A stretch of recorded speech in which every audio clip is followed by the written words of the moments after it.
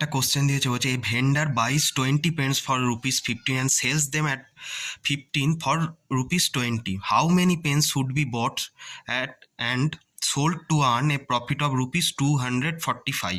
দেখো, এখান থেকে আমি যদি ফার্স্টে কস্ট প্রাইস বার করতে চাই, 20টা পেনের দাম হচ্ছে 15 টাকা, তাহলে একটা পেনের দাম কত? 15/20, মানে এখান থেকে পেলাম হচ্ছে 0.75 পার পেন, মানে 75 পয়সা পার পেনে হচ্ছে কস্ট প্রাইস।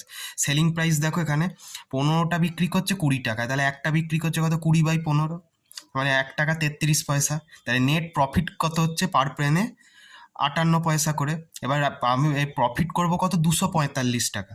পার পেনে প্রফিট হচ্ছে 58 পয়সা করে। তাহলে টোটাল কটা পেন বট সোল্ড করবে? 245/0.58 হবে। যদি এটাকে ভাগ করো, মোটামুটি 422 পয়েন্ট সামথিং আসবে। তার মানে নিয়ারেস্ট হোল নাম্বার কোনটা? 420।